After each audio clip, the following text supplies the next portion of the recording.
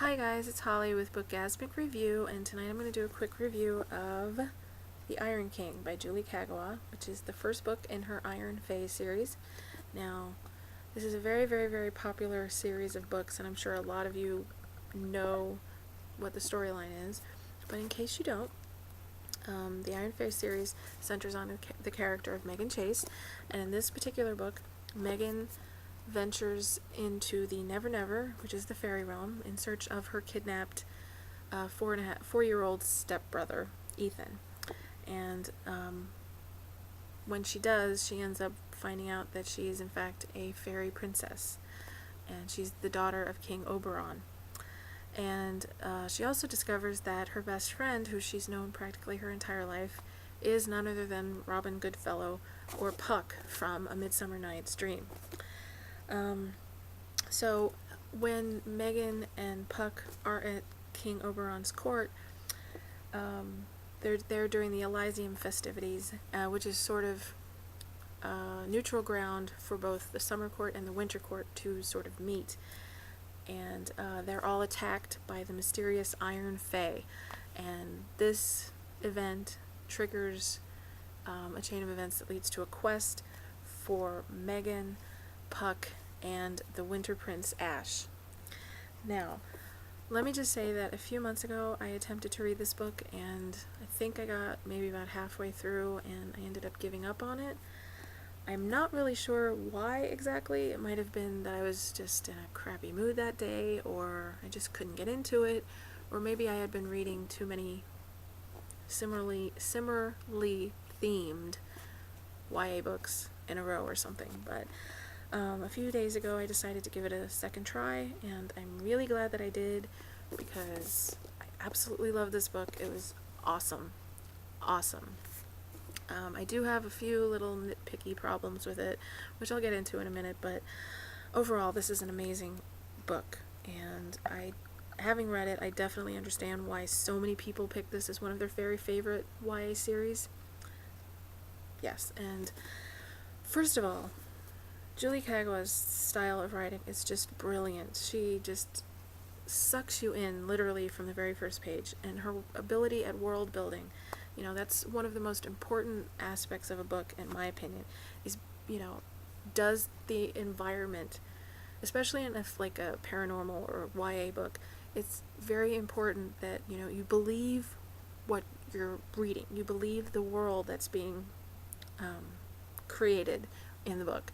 And no matter how fantastical and huge the events are in this book, and there's some pretty amazing and awesome things happen, crazy things happen in this book. You totally believe it because you believe in this world that she's created, and it's the Never Never that she's created, even just from reading the first book, is definitely a place I would actually love to be a part of, because I definitely had no problems picturing myself in that world while I was reading the book.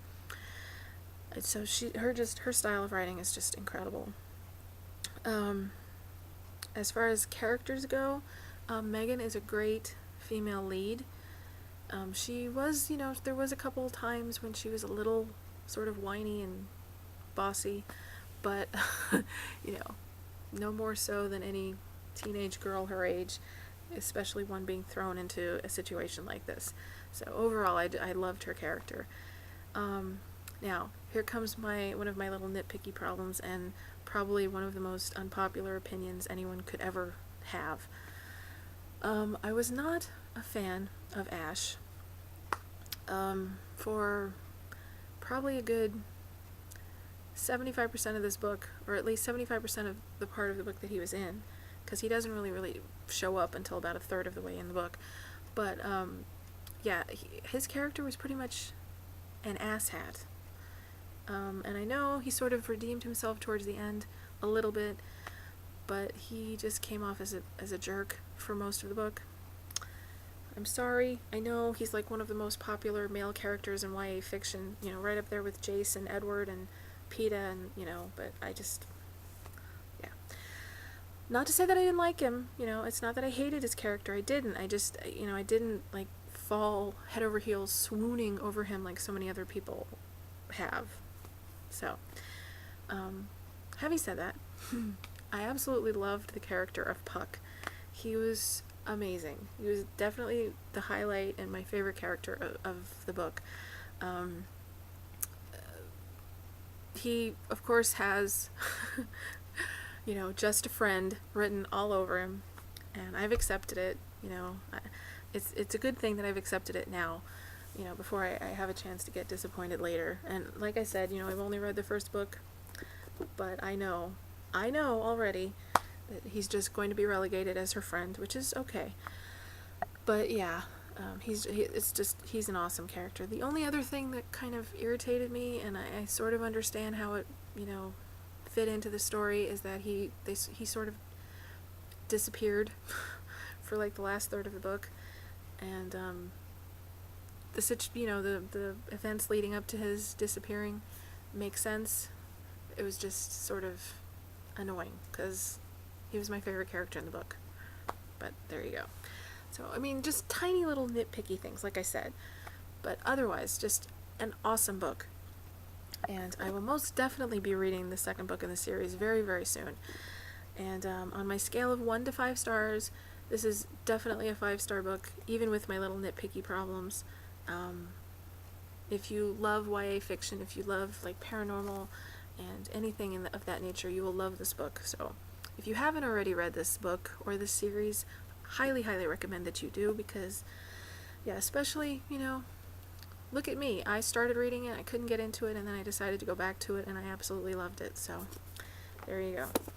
So anyway, as always, if you have any book recommendations or recommendations for reviews or anything like that, please leave me a comment and let me know. I was thinking probably within the next week or so I might do one of those book tag videos that have been floating around that I keep seeing all over the place. Thought it might be a little fun to change things up a little bit. But that's pretty much it for now. And as always, guys, thank you for watching, and happy reading!